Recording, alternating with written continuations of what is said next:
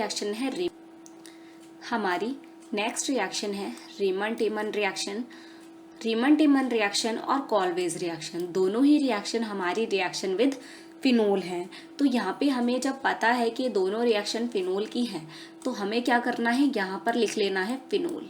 ठीक है, आप जैसे ही यहाँ पर फिनोल लिखते हैं, दोनों ही रिएक्शन में आपको एक साथ कवर करवा रही हूँ, ये आपने लिखा फिनोल, देन यहाँ पर भी आपको बना लेना है फिनोल। ठीक है, जैसे ही आप यहाँ पर फिनोल बना लेते हैं, ये बन गया आपका क्या, फिनोल। अब आपको इन दोनों में सेम से ही जो रिएक्शन करवाने के लिए कैटलिस्ट या चीज़ें चाहिए वो सारे दोनों में सेम है अप्रॉक्स। कैसे, पहले वाले में आप लिखेंगे CHCl3, ठीक है, प्लस NaOH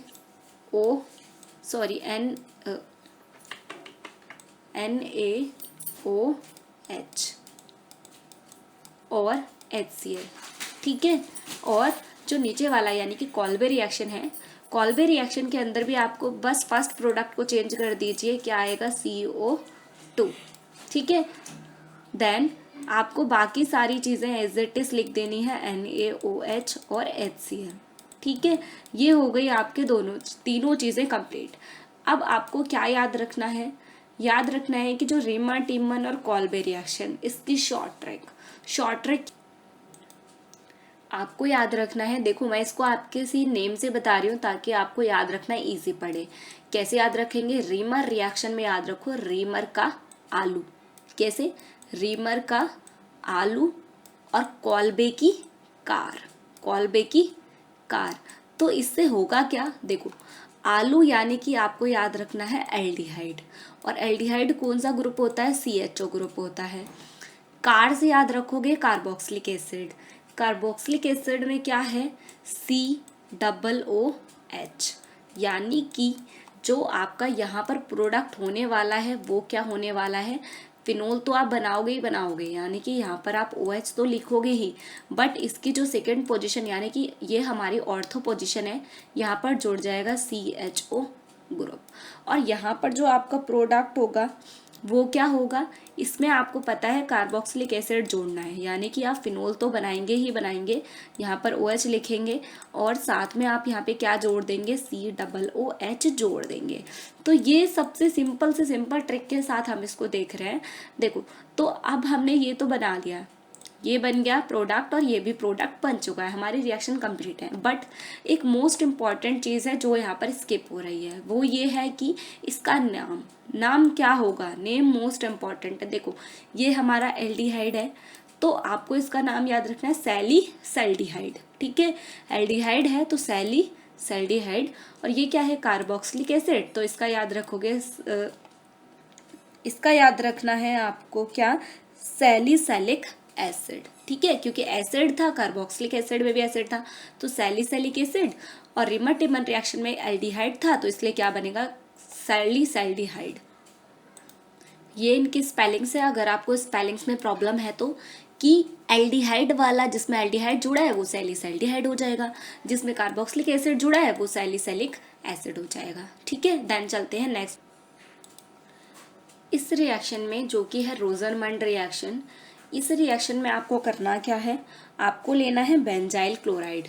बेंजाइल क्लोराइड लेना है। बेंजाइल क्लोराइड पहले बनता कैसे ये आपको पता होना चाहिए।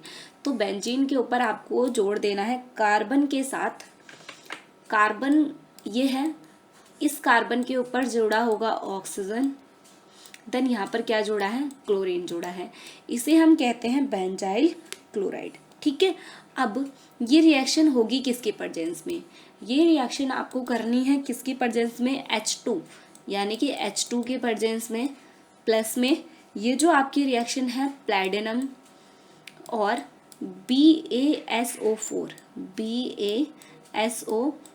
इनके प्रेजेंस में ये रिएक्शन होगी। और बनेगा क्या, सबसे मेन प्रॉब्लम कि बनेगा क्या यहाँ पर। तो देखो, नाम से ही आपको क्या पता चल रहा है कि इसमें रिडक्शन हो रहा है। क्या हो रहा है, रिडक्शन हो रहा है। रिडक्शन के केस में हम क्या करते हैं, रिडक्शन के केस में हम करते हैं कि यहाँ पर एक हाइड्रोजन प्रोवाइड करो, एक हाइड्रोजन इसको प्रोवाइड करो, यहाँ से HCl निकल जाएंगे बाहर, क्योंकि आपको यहाँ पर सिर्फ 2 ही हाइड्रोजन आपने लिए हुए हैं, है ना। तो एक एक HCl यहाँ से बाहर निकला, यहाँ पर आपका प्रोडक्ट क्या बना, प्रोडक्ट हमारा ये बना कि बेंजीन के ऊपर आपका जुड़ा हुआ था COCl, तो C के साथ O है, प्लस में यहाँ पर आया एक H, ठीक है, और जो एक HCl है वो निकल गया है साइड प्रोडक्ट में। अब मेन है कि हम इसको याद कैसे रखेंगे, है ना, इतनी सारी रिएक्शंस हैं, हम इसको कैसे लर्न रखेंगे। तो लर्न रखने की इसकी सिंपल सी ट्रिक याद रखो। देखो जो रोज़ होता है, अगर हम नॉर्मल लाइफ में रोज़ की बात करें तो वो काफ़ी अच्छा होता है ना, और बहुत अच्छी उसकी खुशबू होती है, स्मेल होती है। बट ये कौन सा रोज़ है, ये केमिस्ट्री का रोज़ है, बिल्कुल करेक्ट। तो केमिस्ट्री वाले रोज़ में क्या आ रही है, बुरी सी, मतलब बेकार सी स्मेल आ रही है आपको, ठीक है, क्योंकि हो गया है बासी। देखो PD यानी कि प्लैटिनम, BaSO4 आप इससे याद रख सकते हैं, बासी, BAS, ठीक है, ये क्या हो गया है, बासी पड़ा हुआ है, PD पड़ा हुआ, ठीक है, ये जो रोज है वो बासी पड़ा हुआ है, जिस वजह से इसमें क्या आ रही है, स्मेल आ रही है, ठीक है। तो आपको याद रखना है, जब भी यहाँ पर बीच में आपको जैसे कि आपको कन्वर्जन दे दिया, तो उस केस में अगर आपको प्लैटिनम और वासो4 लिखा हुआ दिखा तो आप देखते ही समझ जाएंगे कौन सी रिएक्शन है, रोजनमंड रिएक्शन है। और इसमें जो हमारा प्रोडक्ट बनता है ना, प्रोडक्ट का नाम भी याद रख लो, क्या है, बेंजाल्डिहाइड, ठीक है, बेंजाल्डिहाइड हम इसको बोलते हैं। आई थिंक आपको ऑल ओवर रिएक्शंस क्लियर हो रही होंगी। देन चलते हैं नेक्स्ट। देखिए नेक्स्ट रिएक्शन है हमारी स्टेफन रिएक्शन।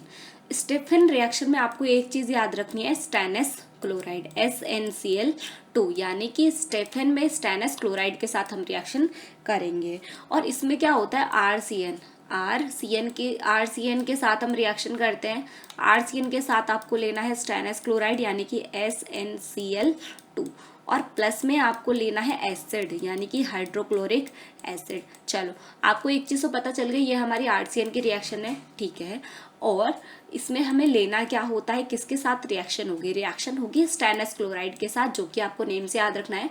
स्टेफन रिएक्शन में स्टेनस क्लोराइड के साथ रिएक्शन होगी। देन HCl एसिड आपको ले लेना है। यहाँ पर बनेगा क्या, यहाँ पर ये बनेगा कि आप ये देख रहे हैं RCN यानी कि R और C और N के साथ कैसे बॉन्ड होते हैं, ट्रिपल बॉन्ड होते हैं, ठीक है। स्टेनस क्लोराइड एज अ क्या है, यहाँ पर एज अ हाइड्रोजन प्रोवाइड करने का काम करता है। ये एक ऑक्सीडाइजिंग एजेंट है, ठीक है। अब यहाँ पर क्या होगा, एक हाइड्रोजन यहाँ प्रोवाइड हुआ, एक हाइड्रोजन यहाँ प्रोवाइड हुआ। अब आपको एक चीज़ पता चली कि यहाँ से एक बॉन्ड हो जाएगा ब्रेक, तो बॉन्ड क्या बचे, डबल बॉन्ड बचे।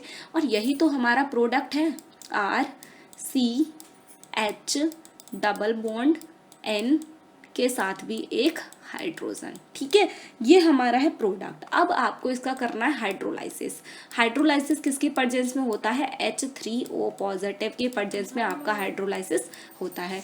ये जो आपका हाइड्रोलाइसिस है, इस केस में क्या होगा, एक साइड H और एक साइड OH प्रोवाइड किए जाएंगे, यानी कि एक साइड H और एक साइड OH आपको यहाँ पे प्रोवाइड करने हैं, ठीक है। यहाँ आपने दिया H और यहाँ पर क्या दिया, OH, ठीक है।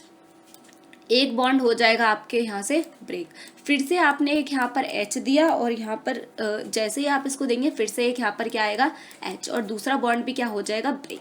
और यहाँ से वाटर मॉलिक्यूल यानी कि जो है आपका, देखो H और OH 2 बार हो चुके हैं।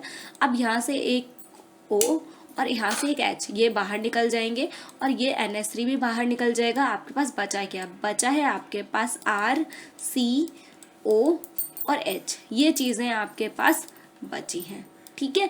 इस तरीके से ये हमारा क्या हो जाएगा, मेन प्रोडक्ट हो जाएगा, यानी कि RCHO, दिस इज हमारा प्रोडक्ट, ठीक है। देन इसके बाद जो नेक्स्ट हमारी रिएक्शन है, और